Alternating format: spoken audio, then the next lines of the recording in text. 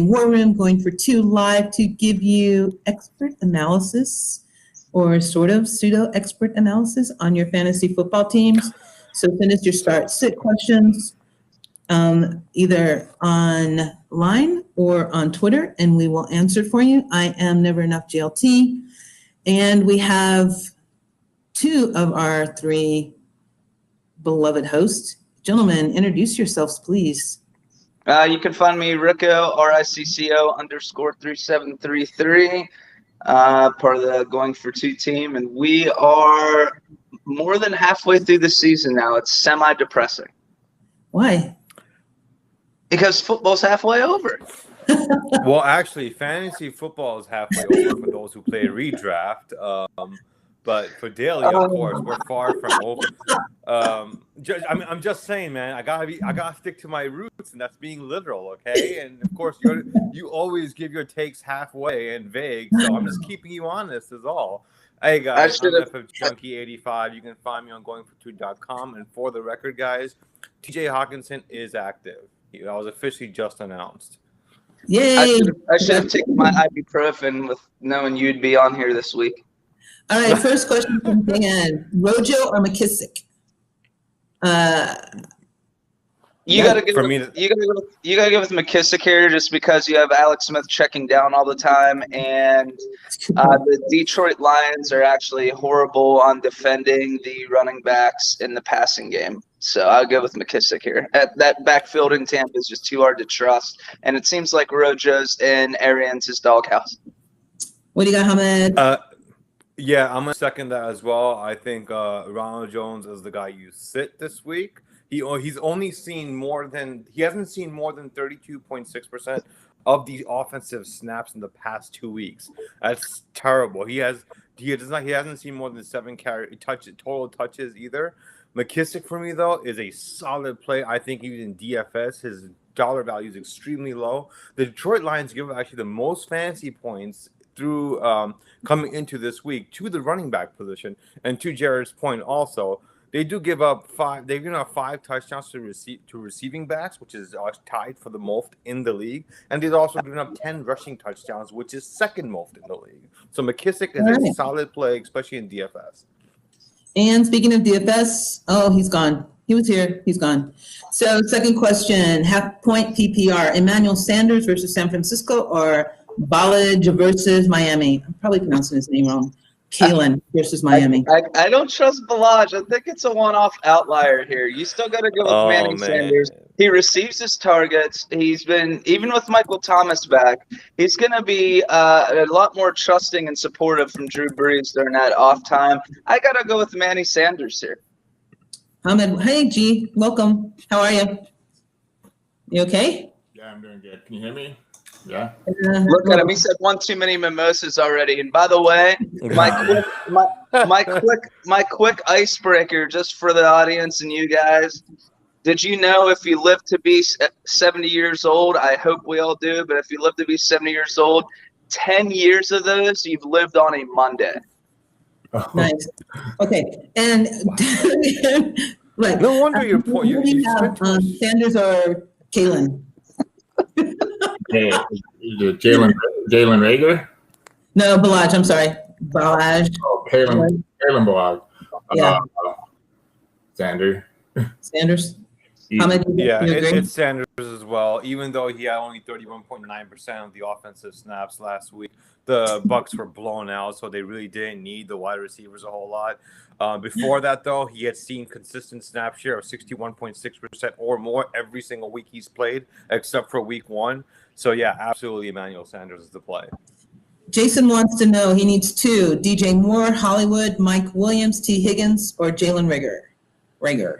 Oh, no, today. Let me go over this again. Wait, that was too fast. I can go that one more time. Yeah. DJ Moore, Hollywood, Mike Williams, T. Higgins, or Jalen Reagor. He needs 2 of those. I think DJ Moore, we all agree. DJ Moore, you're playing him. Yeah, you play DJ Moore, but I like T. Higgins. Actually, I don't. That weather is sorry, I forget about the weather sometimes. But oh man, That's tough. I think if it was me making it for a season long, I'd definitely just go for DJ Moore and probably Mike Williams. But I don't trust Hollywood.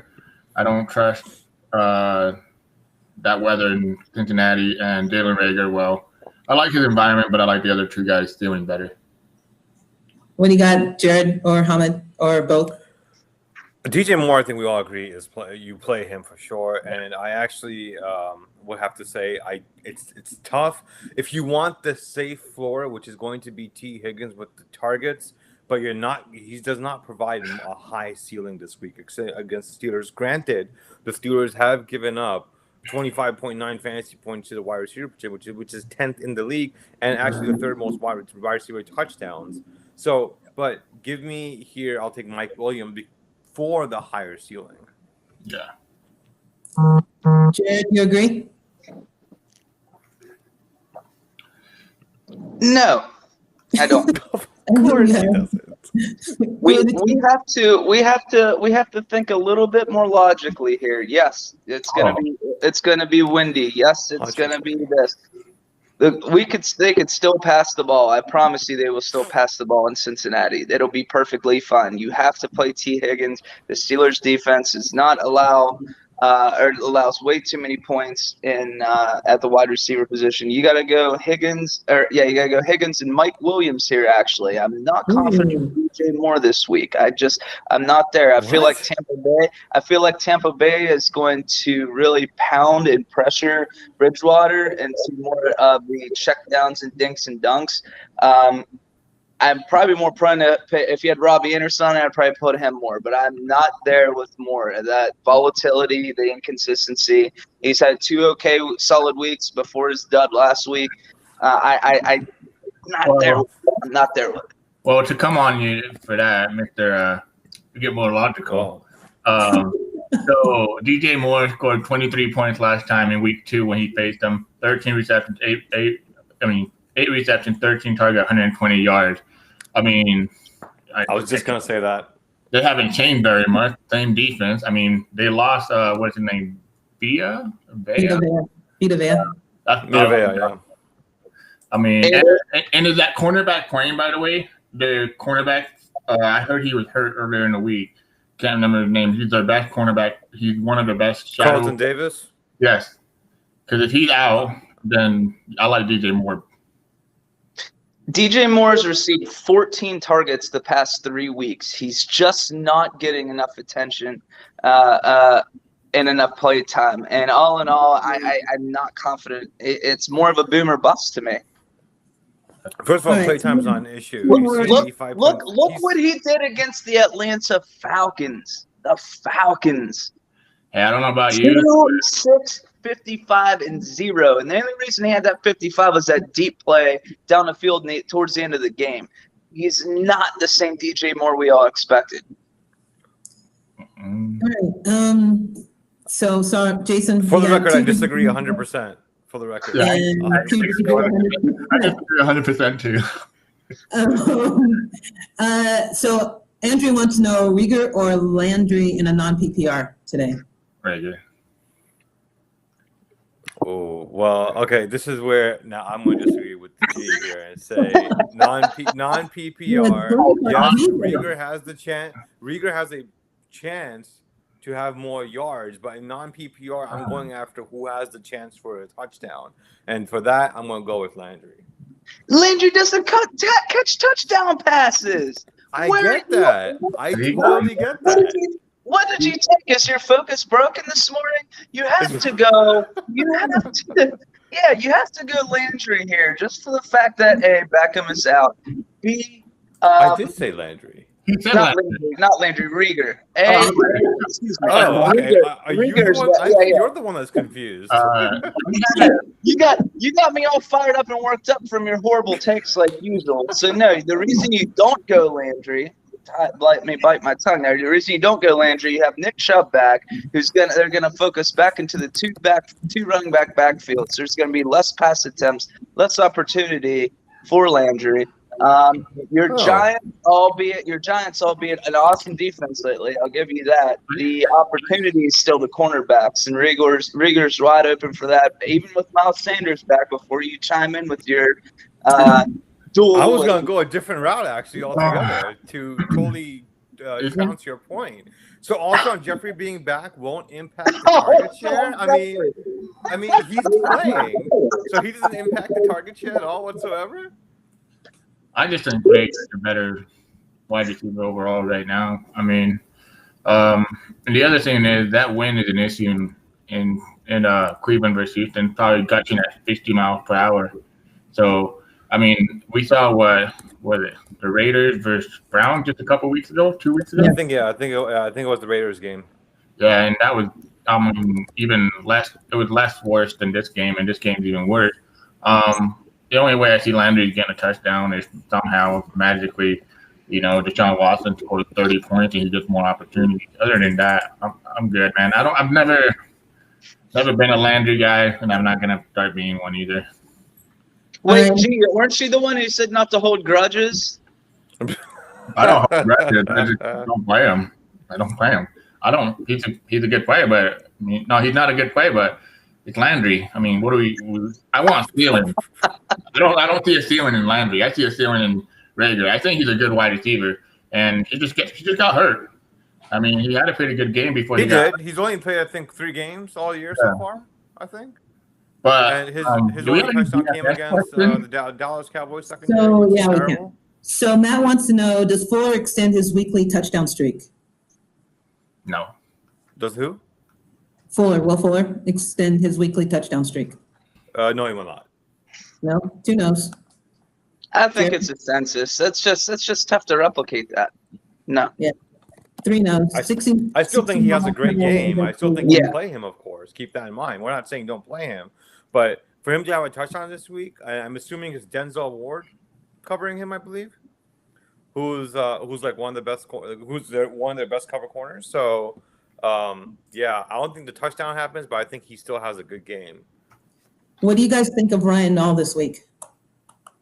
I guess if you come down to your last option, yeah. I mean, if you're in a 16-man league, he is a flex option, but even that maybe is pushing it. But I think unless you're playing 16-man leagues, I don't see any reason why you should start him at all.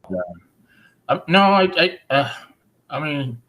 I haven't projected for 9 points, so I mean, it's Minnesota's defense. It's not all that impressive. So, but Ryan Nall is Ryan Nall. So just beware if he gets the only 4 points. I think Cordell Patterson's the play there. So all right, I'll play devil's advocate along with G here. Both Nall and Patterson, I think, had at least 4 receptions last week after Montgomery left the game.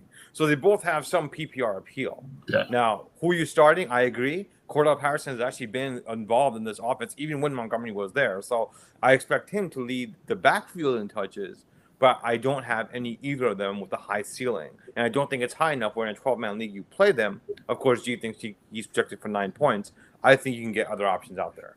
I'll be honest. I think this game is going to be like if Allen Robinson's out tomorrow, and it'll be the Minnesota Vikings just slaughtering them. So playing Ryan Nall, or if he's just, I don't think he's a good pass catcher as Cordell Patterson, but I kind of forget that Cordell Patterson was a wide receiver, right? So yeah. Okay. Before, which Rams wide receiver is the best start this week? Cup. Wood for me. I think he has a better matchup, I believe. I'm going to check my matchup rating. Woods, I think, does not have the. Let me see what I had here for him. I'm not saying I'm right. Let me double check. I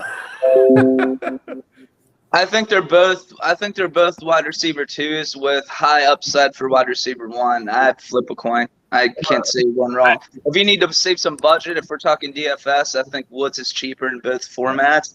So, as far as from budgetary concerns, you could go Woods, but there's no wrong answer. All right, G, let's get to your DFS, and Jared would like you to start with the tight ends. Do you love Goddard or Higbee? I like Goddard better for sure. I'm not playing Higbee at all the rest of the year. I think Gerald Everett is the better tight end in that situation. I think Gerald Everett has like the most. I can't remember what it's that, but it's like he's top 5 in like receiving yards, like 2.9, like after the catch or something like that. But more than that, I don't know. I can't remember, but he's just standing out better than Gerald Higbee. So definitely Goddard. Goddard is one of my top 5 players at tight end. So yeah. Who are your other plays at tight end? My number 1 play. Let me check my browser real quick. Okay. It is. Sorry, I had to push to the tight end tab. Darren Waller is number 1. Against Denver, 5,900 on DK. He has a very good matchup. Well, not a great matchup, but it's Denver. I mean, they kind of. That's the only way they're gonna score. I mean, I'm not excited about Ruggs or all the other guys. Just Darren Waller overall. Dallas Goedert right next to him. I like him a lot. 4,200. He's just gonna get peppered with target. A lot of people were saying, "Oh, but he blocked most of the last game." He ran route on 69 passes on 69%. So he just needs to get targeted. Austin Hooper, I love him this week. 3,900, very cheap.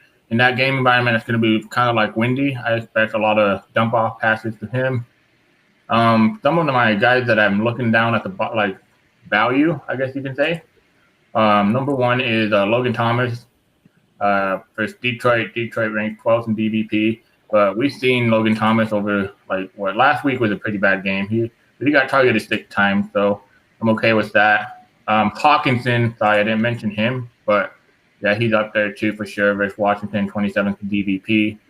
A lot of people asking about Ingram. I don't mind Ingram. Play him, you know. But the thing is, it's just.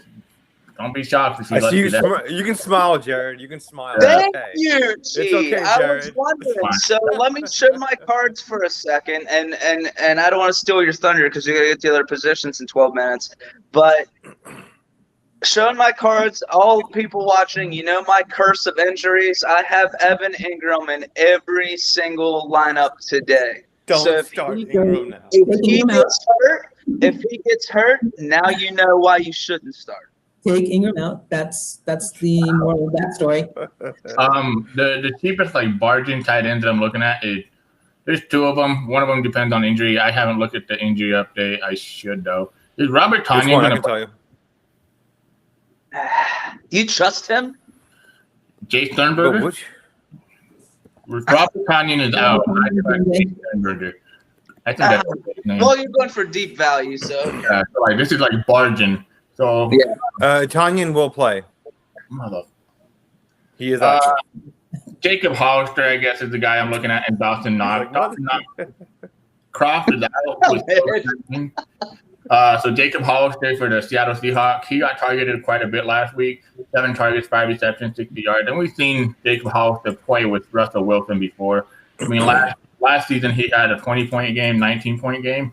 And so, I trust his ceiling. So, I mean, it's just like playing Russian roulette with the Seattle tight end. But those are most of the guys that I'm looking at. I think I wish Sternberger was playing because I would have probably played him a lot.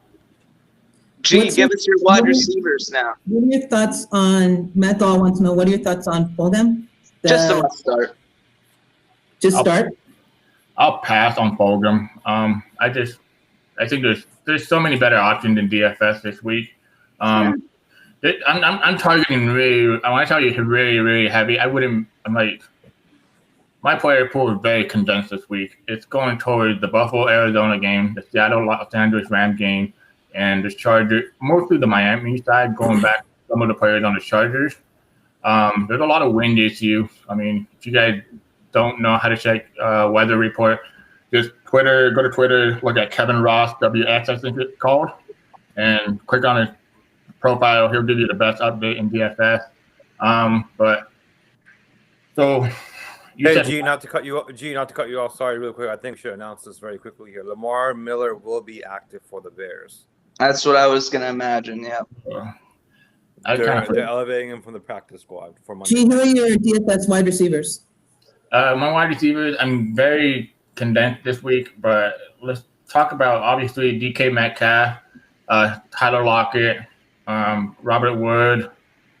I don't know how to tell you. Like all the games. Okay, so in the Buffalo-Arizona game, John Brown, DeAndre Hopkins, Stephon Diggs, Christian Kirk.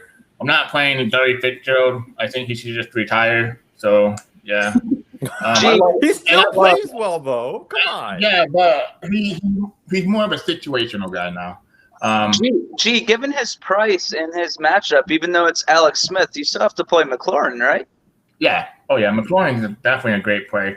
So some of the guys, my stat guys are just going to be those guys, but some of the wide receivers that are really high on this week is definitely Devontae Adams. He's number one. Yeah. But that ownership and that price worries me a lot. But one guy that I think you can have very high leverage off, and when I say leverage, it means like, well, this guy's going to be highly owned. How can I be different? Okay. So it's Michael Thomas. Michael Thomas, 7,400 versus the San Francisco 49ers. I mean, we've seen Michael Thomas play San Francisco 49ers before. He did it last year, 15 for 11, 134 and a touchdown. If it's not the same defense on the secondary, it's the worst defense. So give me Michael Thomas, 7,400 to be a leverage play off Devontae Adams. Some of the guys I like are Keenan Allen, Devontae Parker, I said DeAndre Hopkins already. And I can't because I already know Jared's going to talk crap. I like those wide receivers for the Carolina Panthers, but yeah, McLaurin definitely up there for sure. But I think there's a lot of good value this week. Number one value is going to be Jakeem Grant for the wide receiver for the Miami Dolphins. This guy, besides being an awesome Madden player that you can play as a gadget, it's so much fun with him. He's like he's like Tyreek Hill, but like way worse. But way worse. Yeah. But he's 3,000. Last week he got 5 receptions, 4 targets, 35 yards. He had 35 receptions.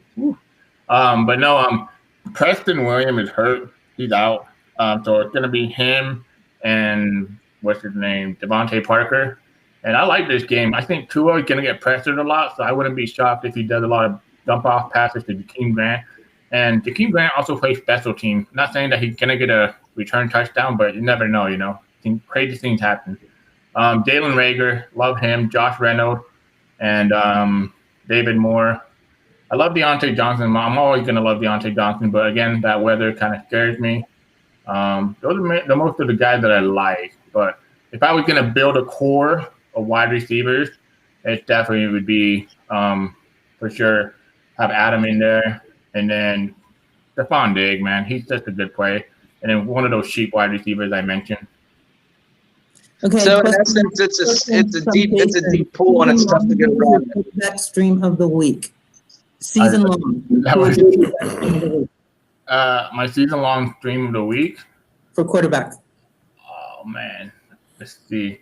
Well, Jared Goff is not going to be on the free agency anymore. So it's probably Derek Carr. If he's still on free agency, Derek Carr is in a good spot. That's what I was going to say, yeah. Versus Denver, him. I think Derek Carr is the only guy that's probably available. But other than that, I don't see anybody else I really want. If Jared Goff is available magically, pick him up. But, yeah, Derek Carr. Jared wants to know what's Hakeem Grant's Madden speed. Oh, he has to be 99, dude. He's so fast. The thing about him, okay, so I don't mean to get off track, but in Madden, this thing called they give you like a personal trait, and the only difference between Tyreek Hill and him is that Tyreek Hill has this gadget play where he can like just turn and juke everybody, but like you don't even need to put the juke button, you just go left, right? And Jakeem Grant, I get so used to thinking he's Tyreek Hill, and I go left, right? He goes, move. I'm like, crap. Sounds like a glitch move there. Yeah. As long as you don't get truck sticked and fumble it when you do that. Who's your running backs this week, G? Since we're edging in with 5 minutes left.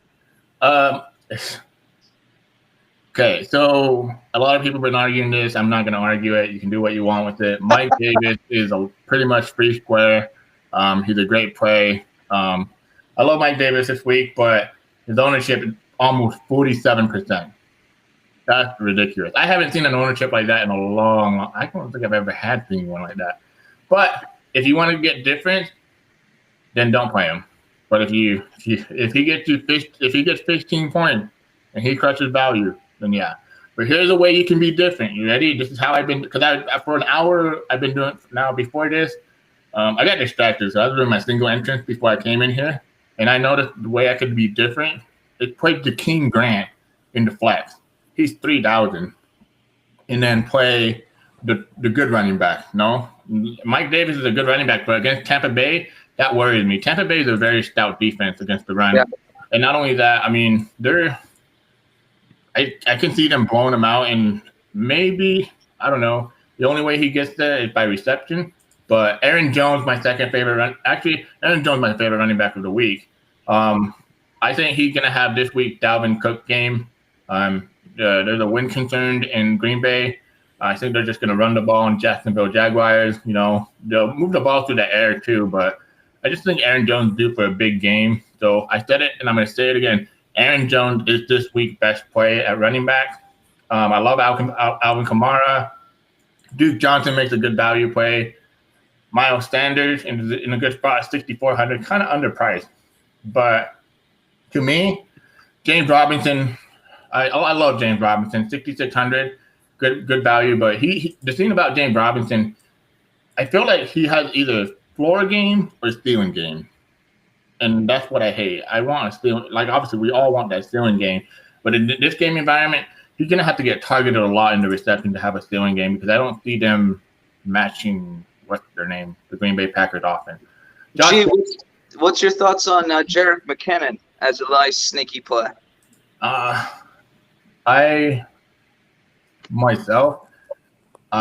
don't have a lot of exposure to him, but McKinnon, I have him projected at almost 12 points. I don't mind him, but 5,600, yeah, man. If he was like 4,500, maybe, but 5,600, that's a little bit too much for me. I get it. He probably gonna have to be. He's gonna catch a lot of balls, right? In this game, they're gonna have to play catch up. But yeah, I actually have some notes on McKinnon here that I had taken down. I wanted to talk about a little bit. He has 2 touchdowns in the last 2 games, and he also has 7 receptions of 56 yards on 8 targets over the same span as well. So there is some value there, and I think your projection of 12 points is pretty reasonable. I have him projected between 12 and 15 points with potential for more, but you're looking at a touch. He needs a touchdown to hit 12 to 15 projection. Without a touchdown, he's not hitting that. Yeah, I just like Antonio Gibson better in that area at 56. Agreed. So Antonio Gibson versus Detroit, even DeAndre Swift versus Washington. I think DeAndre Swift is just basically the same kind of guy that McKinnon is in the same kind of situation, a tough match. Well, let's see who did. No, well, yeah, DeAndre Swift has a tough matchup against Washington. I mean, they ranked 17th in DVOA, but in DVP they ranked 5th. But I think DeAndre Swift is going to catch a lot of balls because no Kenny Golladay there. One of the guys that I think is going to be very uncontrarian is what's his name? Nick Chubb. He's coming back from injury in a great matchup, so I mean maybe play him against Houston. I don't mind not Kenyon Drake. What's his name? But to your point about Chubb, though, like given that he's coming off a long, like he's missed many weeks already. It's his first game back, and I was actually having a conversation with my buddy earlier this morning about this exact thing. He's starting Nick Chubb in DFS, and I told him, first game back in DFS, you can do much better than Nick Chubb right now, at least for the first game. He's back. It's very possible they may limit him and not give him a lot of the touches that he was seeing before he got hurt. So, with that said, you know what you sound like? Who? Like everybody that was saying about Dalvin Cook. Yes, just get. What did they say about Dalvin Cook? No, everybody was saying when Dalvin Cook was injured and he came back that they were gonna like limit him and put what's his name, the backup Madison to share the split. I respect your opinion, but the thing is to me is this: Nick Chubb been out now 8 weeks almost. I think it was it. I don't remember how many. It's an extent about 5 or 6. I think it's 6. I'll go back and check what it was. And they're coming off a bye week. Yes, they are coming off a bye week. And he practiced fully for the last 2 weeks, so I think he's okay to get full workload. I mean, that's just my opinion. I wanted to mention one guy though. Hold on, let me get it real quick. But if you have him in redraft, you play him. I'm seeing from a DFS perspective. you can go with someone else to play in DFS. In redraft, you absolutely play him if you have him in your lineup. So just to be clear, I'm talking to DFS. No, I respect that. I mean, like, it's just DFS for me is just this. If I can get a running back that can get me 2 touchdowns, 100 yards at a low ownership, it's definitely viable versus Houston. Jared, you were asking about the Chase, Edmond, and Drake situation. This is how I'm treating it. So on DraftKings and Fanduel, you have late swap ability, which means you can swap your running back. So in those tiers, so let's say later on I want to swap. Hold on, let me remove. Go to the afternoon game. So my options are: if I had Giovanni Bernard, I can swap him to Kenyon Drake or what's his name, Edmond, right? Because obviously I want those two guys better in a better game environment. Or if you have I don't doubt you'll be playing Zach Moss, but if you have Jarrett McKinnon, you can swap him to Kenyon Drake or Chase Edmond. If you have Melvin Gordon, which I would never play, swap him to him. But Chase Edmond is 6,300 though. He's more expensive, so I really, really hope that what's his name, Drake plays. For some reason, I don't know why everybody makes this assumption that they share the workload. Usually, when one running back goes in Arizona, they get the whole workload. I mean, they might get a few touches and whatnot, but we saw last week he had 28 opportunities. So yeah. And FYI on Drake, he is expected to play, though they want to see him in pregame warmups, but he's expected to play. I think he'll play. Jalen Ramsey is healthy. Is he playing or not? Yeah, he'll be playing. Yeah, Ramsey is active. You're not worried about Ramsey on Metcalf, G? No, because this game's gonna be so high paced that he'll get his point. I'm so excited to see that game. I'm gonna have it on TV just to obviously I don't know if you guys check the schedule out, but the afternoon games are the games that are fun to watch. The morning games are kind of boring. I think they did it on purpose for the master, but it's golf. Golf. I don't know. And by the way, I think Metcalf is pretty matchup proof at this point. Yeah, I'll say that pretty comfortably. No, I wouldn't go that far. Really? Yeah, no. Wait, quick question from Nick. Ayuk or Kirk? No, I would go Christian Kirk myself, but I would go Kirk. Ayuk, Kirk, better game environment. Yeah. Okay. I agree. Even though his touchdown rate to reception isn't sustainable the way it's been going on right now, but it's still the upside play, especially with Ramsey being on the other side. Or no, that's Seattle. Sorry. But with Kirk, his upside, and I don't know, he seems to be a good Tre'Davious target. White? Yes, thank you.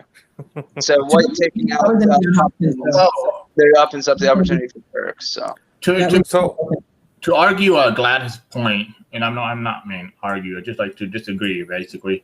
Right. I think DK is pretty his athletic specimen is incredible. He's a power cornerback. And I believe Tre'Davious White is not a tall cornerback, right? He's kind of short. 6 feet, he's not. He's short, correct. 6 feet. Yeah. DK Metcalf probably weighs 40 more pounds than him. Yeah, but it's Jalen Ramsey that we're going against, right? Okay, so Jalen Ramsey, sorry. So New England. We're all backwards. Stephon Gilmore, tough matchup, right? He got 19 points. Miami, I think it was Byron Jones, 17 points. No, Miami was Xavier Howard. Exactly. Maybe. Okay. Yeah. Buffalo, Tre'Davious White, Right. 26 points. So we're looking at a wide receiver. He's done very well. I mean, he has Russell Wilson. That's the cheat code right there. Right. So let me put it like this, and we'll move on from this. DK Metcalf has only one game where he scored less than 14.6 fantasy points. That was against Patrick Peterson and the Arizona Cardinals, where he was 100% of the offensive snaps. He was on the field, and he ran 55 routes, which is the most up to date this year. And he only had 4.3 fantasy points, only 5 targets, also the lowest output he's had all year. Outside of that, he's seen 14.6 fantasy points or more every single week. So in my opinion, that's pretty matchup proof. And they double teamed him in that game. They would have Buda Baker, and they would have the linebacker Shadow underneath while the cornerback would stick on him, which is Patterson or Peterson? Peterson, right? Peterson, yes. Yeah. So I just think that he is better against bigger corners than he is in the small. I think he's worse against bigger corners. So I think Ramsey. I mean, I agree. He's a specimen. DK Metcalf is a specimen. I'm just a little slightly worried that Ramsey might be able to curtail him, and so they will go towards Lockett more. Like, I can't disagree on that. They'll go to Lockett more, but I also agree with that. To me, it's this. In this game environment, it's going to be still high pace that he'll get his point. With what's his name? Jalen Ramsey, I have a lot of respect for him, but I've seen him get burned many times. He's a good cornerback, but to me, my opinion, I mean, paying him, what was it, 130 million, 120 million, something like that? Jeez, man, I don't know about that, man. And he seems like he's one of, and here's, I'm going to call it out right now. I don't know what it is with Jalen Ramsey, but for some reason he thinks he wants to fight everybody. I would not be shocked if him and DK, I think they did go off last year, right? They went against each other. They went at it last year. I wouldn't be shocked if they get in a fight. I'll be so pissed though, because if Jalen Ramsey kicked out my DK Metcalf exposure, I should be pissed, you know. But I hate those type of cornerbacks that just can't be humbled. Geez, man, just play the game. A quick ADD moment on Chase Edmonds. He has seen at least 7 or more touches, 6 out of the last 7 games. So even if Drake does play, there's some touch opportunity. And G, we're way past time. Do you just want to? Before you go, Courtney wants to know James Robinson or Aaron Jones. Aaron Jones. Aaron Jones. I agree with that. Although they're both, I think, finish inside the RB1, but Aaron Jones with the higher ceiling for sure. All right, G, your parting shots, buddy. What you got? Well, I want to say my quarterback. Quarterback real quick if you can. It's Kyler Murray, Josh Allen, Jared Goff, Russell Wilson, and Tua Tagovailoa. And then I also like as a contrarian play is, well, not contrarian, just lower value play is Derek Carr. But other than those guys, I'm not really interested in anybody else. I'm going to be very heavily owned on those games that I mentioned, which is the Seattle. What's their name? Rams. Seattle Rams and Arizona Buffalo. All right, guys, I'm out. I gotta make some rosters. So you guys take care. Good show. And I don't know what to say, man. I'm excited. I'm excited. You know what? I'm making jambalaya rice today. We're gonna go get the food.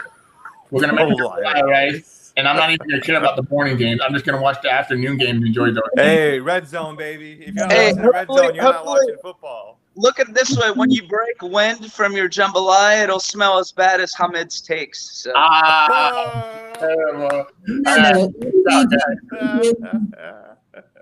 right. By the way, I just wanted to mention one thing about the Ayuk question, just really quickly here.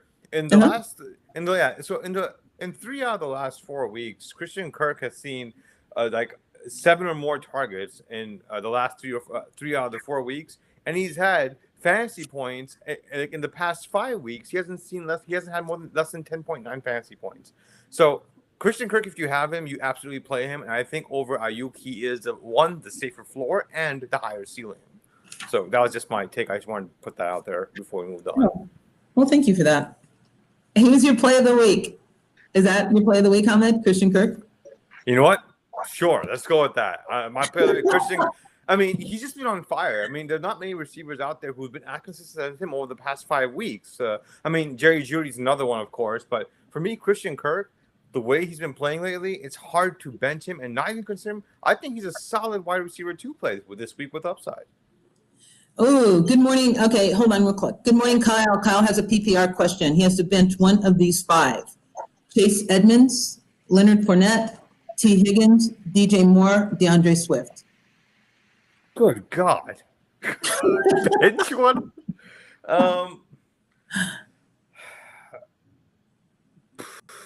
Is Kenyon Drake helping playing? Drake is expected to play. But Okay. I don't think he's not expected to be 100%, but he is expected to play.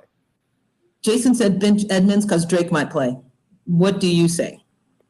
That's the only consideration now. Although I know T. Higgins is going up against the Steelers defense, and we talked about that a little bit earlier. I do think with Drake playing, I think Edmonds will be the person you bench just because that lowers his floor and ceiling. I think Leonard Fournette is pretty safe. Moore and Swift, of course, are pretty safe. Swift playing the Vikings. I think that game he should be able to give you at least 12 fantasy points, if not more. So, yeah, I say Chase Edmonds would be the one that I bench. I mean, I'm pretty sure You're going to disagree, Jared, because you just talked about Chase Edmonds. Well, no, I did talk about him, but I was only saying he was getting about 7 touches a game with Drake in, and even though he's turned them into pretty big plays, nothing that's overly impressive. So I agree. I think you can set Edmonds. So I'm actually going to agree with you here. My God. Yeah, Kyle, Swift is playing. Detroit is playing Washington football team. Oh, sorry. That's okay. Which is see, we're all flustered. See that? Yeah, Thank you. I'm not alone. That's what's in. But I actually would bench Swift because of the Washington football team. But those two guys say Edmonds, so it's 2-1. Kyle, Edmonds versus Swift. And Jared, who is your play of the week? My mess starts. I did everything in twos this week. I have Jared Goff against the Seahawks on all formats. The Seahawks are actually allowing 26.7 fantasy points per game to the quarterback position. Huge opportunity. Evan Ingram, Hamid, 29 targets over the last 3 games. And the Eagles allow the 3rd most points per reception points to the tight end position. So it's almost engraved. That's why he's in literally all of my lineups, especially in DFS. The value there is redonkulous. Sleepers, Josh Reynolds against Seattle, 17 targets. What is it? Did you say Swift is in your DFS lineups too? No. Is that what you said? No. Who's in DFS lineups? All Ingram. Okay. Yeah. My sleepers are Josh Reynolds, 17 targets the last 2 games, so he's been getting some attention. So I'll have some opportunity. J.D. McKissick, as we discussed, he went 9-14-65 last week. So with Alex Smith checking down, and my deep sleepers, Danny Amendola with Golladay out for a little bit of a safer floor. Not crazy about him, but for your deeper leagues. And then Darnell Mooney, who's had 24 targets and an 81% snap share the last 3 games. Quick question for Hamed. Was there anyone out on COVID? Like, I know that Baker Mayfield was on COVID watch. Roethlisberger was on COVID watch. Stafford was on COVID watch. Are they all playing today? They're all playing. Okay, thank you. And who is your not play of the week, Hamed? My not play of the week. So at the quarterback position, of course, until Cam Newton shows me otherwise, please don't play Cam Newton. And not only that, he's going up against the Ravens. I mean, the Ravens are they're not as good as they were last year, but they are still a very good defense. And so I would not touch Cam Newton. And Jared, I have this written down just for you. Ryan Tannehill, please do not. Also, Ryan Tannehill's been on a little bit of a bad stretch lately, but of course, he's already played as a Thursday game. So I just wanted to call it out that Tannehill did not perform really well. I don't even think he had over 200 passing yards. What did I say last week? I just wanted to call it out. As all. I just want to let you know that my feelings about Tannehill have not changed. Do you have memory loss, or did you forget last week when I said I'm staying away from Tannehill the next 4 or 5 weeks because the schedule's brutal? I'm sure it's recorded. We can look it up. Yeah, Hamed, would you bench Cam Newton for Daniel Jones? Kyle wants to know. Oh, yes. And I'm a Giants fan, and I hate Daniel Jones. I hate the pick. It was a terrible pick they made with the 6th overall pick. We could have had Josh Allen at defensive end and then draft the quarterback later at the 17th pick. But yes, you play Daniel Jones over Cam Newton until Cam Newton shows me otherwise. I think Daniel Jones doesn't have the higher upside. This game has the potential to be a relatively high-scoring game, 23-20 range, 23-17. So I do think Daniel Jones does have maybe 2 touchdowns as his ceiling. But that's pretty sad, but I think he has a higher ceiling than Cam Newton does this week. Gentlemen, really quick question from Matt. Which Pitt wide receivers this week would you play? Deontay and then Juju in that order. Do you know what? In my redraft league, someone dropped Deontay. I, of course, picked him up.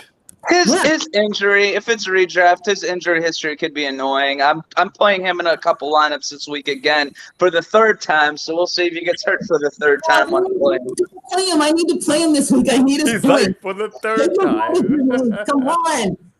Do a sister a favor. Justin wants to know, is Fournette worth it on Fanduel? What's his price? I can check his price real quick. I think he's lower than Rojo, actually. I actually By like 200, right I think. I think there's a 200 difference. Can he type in? So Fournette is 6,400 on FanDuel. Who's the other player? Or is that the only No, question? he wants to know Fournette worth it on FanDuel. Is he worth the 6,400 price? I would say over Fournette, I'd rather have McKissick. As crazy as this sounds, I'd rather have McKissick over Fournette this week. You could go. You could save yourself 300 and play Antonio Gibson for 6,100. Antonio Gibson is another great play this week. I don't really play FanDuel that much, so I can't answer. But also, McKissick's only 5,300 on FanDuel. Who did you say? Gibson? One said Gibson, one said McKissick instead of Fournette on FanDuel. I like both. I think both have a pretty good floor, pretty high floor this week. You have to remember too, FanDuel's half-point PPR as well, Hamid. So I don't know if that makes you go Gibson over McKinnon. No, I said McKissick, not McKinnon. No, McKissick. Sorry, yeah. No, you would go McKissick if it's PPR. You would go McKissick over Gibson because McKissick's going to get the checkdowns from Smith more. Right. I'm saying FanDuel's half-point PPR though, not full point. Even if it's half point, I'm still taking McKissick. I would still go McKissick. Or this guy, or Justin says, or McKinnon. No, I still think McKissick has the higher floor and ceiling. I mean, yes, McKinnon has about 3 touchdowns. I think he has 2 games in a row. He's played 2 games in a row with a touchdown already. So I think he gives you at least 12 to 15 points. But his usage has not been consistent. He's not even getting close to a 3. He's not getting enough touches for me to warrant starting him over someone like McKissick. What say you, Jared, on McKinnon? I think Hamid's absolutely gone out of his mind again. Just the more he talks, the more my head aches. I don't understand the flaw when you have Tevin Coleman gone. You have Mostert gone. Okay. Last week alone, McKinnon got 15 touches for 68 yards and a touchdown. Okay. JaMychal Hasty isn't a thing. Apparently. And he's going to see more bulks and more touches and more opportunities. I say, and he's in. So we want to talk about weather. He's in a dome to boot. So it's a running back. What do they care about dome? What's the price differential on McKinnon and McKissick on FanDuel? Do you know? I don't know McKinnon's cost. I'm sorry, I don't off the top of my head. Do you have it? Take a look for you. Yep, yeah. I got it. McKinnon's cost is $5,500 on FanDuel. That's reasonable. That's more than reasonable. People are playing Mike Davis, and he's $5,400 against a Tampa Bay defense. I don't understand Mike Davis play. I don't. If someone could explain that, that would be great. But okay, so McKinnon or McKissick? What do you got? McKinnon. You're saying McKinnon. One McKinnon, one McKissick. So remember, McKinnon's touchdown last week, if I recall, was like a Was it garbage time? A touchdown for him? I think it was like was it productivity? Yes or no? Was it fantasy points? You're talking. Yes, it's fantasy points, but come on, how often are you depending upon garbage time touchdowns for a play? Matt said McKissick is scared of the zone. Hamid, we can't hear you. You've muted yourself. We can hear you. Yeah, that was muted. We could be so lucky. The software's trying to tell us just mute him now and play McKinnon while you can. So Justin, you have one McKinnon and one McKissick. Go with the better value, which it looks like would be McKinnon. Although I think McKissick's going to get like plenty of checkdowns. Although Matt says McKissick is scared of the end zone. So if it's FanDuel, then you would go McKinnon. Gladys, if I may, Hamid, I wanted to pass the torch to you on a serious level. We haven't heard all of your starts and sits and starts of the week and more value and all that. Can you lighten us some more? I know you gave us one name, but is there anyone else you're eyeing up? For what? Just in my general. Starts of the week? Oh, just in general? Yeah. So I have a few of them here on my list. Of course, I know Tyler Lockett. He's been outside the top. He hasn't performed up to par. But I know, and this is also a tough matchup on paper. But I do think this is a bounce back game for him. I think if you have both in FanDuel, for instance, or even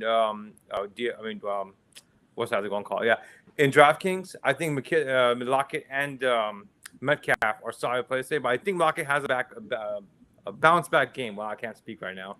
A bounce back game. Another guy I'm keeping an eye on, player that is, just keep an eye on what Travis Fulgham's usage is going to be. I know you guys laughed. Jared, you laughed about this earlier. But with Jeffrey coming back, Miles Sanders also returning. This offense is starting to get healthy. Goddard came back last week. I'd be very curious to see what type of usage Travis Fulgham is going to be having moving forward on this offense. I think his target share will drop, of course. Another guy I'm looking for, and I think you do start this guy, is DJ Chark this week. Granted, Luton? Luton? I don't know. Luton, how you want to pronounce his name. Jerry Alexander is not expected to play this game. So I think DJ Chark is now becomes a wide receiver 2 with upside on that offense. So that's another name I'm keeping in mind. If you can start him, I would definitely start them. Terry McLaurin is a must start. I think you start him in every format. If you have him in DraftKings, if you have him in DFS, redraft, I don't care what league you play in, you play McLaurin this week as your wide receiver. Gladys, I feel bad. What about yours? Not to steal your thunder, but do you have anything? I agree totally with G. My game is the Seattle-Los Angeles Rams game. I am starting, and on the DFS, I'm starting Reynolds, Cup, Woods, fading both tight ends. Neither of the tight ends are going to be of anything. On Seattle side, Lockett, because I just think that they're going to go big on Lockett. And there's the Buffalo game. I actually faded Diggs and played Brown a lot. Love that one. Love that. And the tight end for the Cardinals, Daniels. I played him because tight end is a wasteland, and understatement is like giving up the 4th most tight end points. So it's like that kind of kick play that you hope passes, but if it doesn't, it's a tight end, and I'm not that really worried about it. That's your clown play? That is my clown play. Clown play? Miami. That one's for Jared. Justin said he's not hearing much about Miami defense this week. Miami defense has gotten a lot better with Byron Jones and Xavier. But Xavier Howard does not follow the slot. So Kenny Allen is going to go into the slot, and I think he's going to burn Miami's defense this week. That is my take on Miami D. I mean, I would play them if I had to, but I'm telling you, Keenan Allen is going to go off this week in the slot position. Matt Dahl wants to know our thoughts on MVS. Dude, hey, is Alan Lazard playing today, Hamid, or no? Alan Lazard, I don't think he is, but let me just confirm that real quick. I don't think he is playing, though. If Alan Lazard is not playing, I would play MVS as a contrarian play because he does target him. He just has trouble holding on to the ball. I mean, he's like Evan Ingram in a wide receiver position. Actually, if I recall, he did have a drop as well the first quarter on his second target, I think, the last week. And he still ended up with 2 touchdowns. How about that? On 2 targets, though, it's not sustainable. You can't trust him. You can't trust him. You cannot. Our resident Green Bay Packer aficionado says the game script and weather make MVS such a risky play this week. So, Kyle says no, and Kyle knows Green Bay, so I would go with Kyle. Unless you guys say different. Oh, I want nothing. No. I want nothing to do with this man. He has 18 receptions on 39 targets this year. That just says enough. And he's only gotten 9 targets the last 3 games for 72 yards. No, that was an outlier game. Okay, and Lazard is out for week 10. Kyle said. Thank you, Kyle. And remember, you still have Tanyan playing as well, so there's some competition for targets. So do you think Devontae Adams is still going to get like 26 targets, 100+ yards against Jacksonville's defense, against Jacksonville's secondary, who all they have is Myles Garrett? Let's face it. I mean, that's all they got. I think Adams. This game is no different. I would not be surprised. Adams has multiple touchdowns, over 100 yards, over 10 receptions. He's like you talk about matchup. We talk about Metcalf as matchup proof. Adams is the ultimate matchup proof receiver. You can put anybody on this guy. You can double team him. He's going to score. So I mean, it will not surprise me at all if Adams has that type of game again. So is it sustainable for both Adams and Aaron Jones to have multiple touchdowns in this game then? So you're predicting multiple touchdowns for both? I wouldn't go that far. I don't think Aaron Jones, unless they're close to the goal line. I think Aaron Jones will have a touchdown. I think Adams can have. I think Adams is more likely to have multiple touchdowns. I think Aaron Jones is safe to say that he will have a touchdown as well. To say them both will have multiple touchdowns. Has it happened? Of course it does. Is it likely to happen? The percentages say otherwise. So I think they both have touchdowns. That's more likely. But to say both will have multiple touchdowns, that's extremely difficult to predict. Well, and let's take it a step further. How many times have we seen Green Bay pass inside the 5-yard line the past 2 weeks as well? A lot. And then I think we've even seen Jamal Williams vulture a touchdown or two from Jones this season too. So there's just, I don't know what it is. There's something about teams inside the 5 that just like to laugh at all fantasy owners and say tough love. I'll put it like this: if you wanted to stack Aaron Rodgers, Aaron Jones, and Devontae Adams this week, I wouldn't hate it. I mean, right? Yeah, I wouldn't hate it at all. All right, so that's gonna be a high price stack though. I mean, you're gonna have to go low on everything else. All right. So Hamed, what are your parting shots, my friend? My parting shot. So not a Jared. Okay. Clarify. Sorry. I was putting on my gear, my armor. I was ready though. So one player I did want to talk about for you owners who have John Brown, I do have him myself in one of my redraft leagues. He's been extremely frustrating this year, but he started off the year really well, and then he the next 5 weeks he's been really bad from a fantasy perspective. The matchup was great last week. The matchup is pretty good this week as well. I think John Brown has potentially one of those games where he has between 17 and 20 points. So don't lose faith in him. Another guy, of course, is Jerick McKinnon, which we talked about already. And of course, we talked about J.D. McKissic. I think J.D. McKissic is going to be somebody that you rely on the rest of the year. I don't think he loses these touches. This snap share that he already has, sharing with Antonio Gibson, I think this is sustainable for the rest of the year.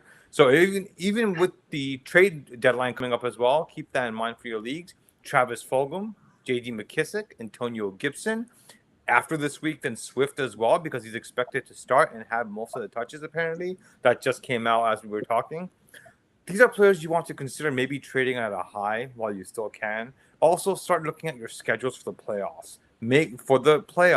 Look at the schedule, see the players who actually have some good matchups. Try trading for them, even if they're not playing too well, because the upside still presents itself for you guys to win your leagues. So just a few parting words regarding the playoffs coming up and the trading deadline. Thanks. Jared, what you got? Just going to bang the drum again. Ride Evan Ingram. Trade for him if you can still. That's your main go-to. Defenses I've enjoyed watching. Surprisingly, Hamid's going to like this, but I've enjoyed what the Giants have done from a productivity standpoint as far as fantasy points. As far as fantasy points are concerned, and the Dolphins too. So try and snag them up in the waiver if they're just hanging out. It's like what I've been saying all along. Avoid Ryan Tannehill. We have to stay away from him as much as possible for the next 3 or 4 weeks. So, as you can see, Hamid's in his zone, ignoring what I'm saying. So. Okay. Also, you guys make sure you check your waiver wire because people are dropping really good players because they have to, because of bye weeks and because of COVID and because of injuries. And you're going to be able to pick someone up that's probably going to score you some serious fantasy points. So keep a close eye on your waiver wire and trade too. All right. You went the legs on the waiver wire. Yep. Sunday War Room. We appreciate all of you. all of you. Thank you for your questions. Thank you for coming on. We will see you next week. Good luck with your fantasy. Jared, do you want to tell them who not to play because you're playing them this week, or do you just want to let them fly? Post your lineup on Twitter. Let everybody know your lineup. I typically charge, but my most common plays are Keenan Allen, Evan Ingram, Josh Reynolds. You're killing me.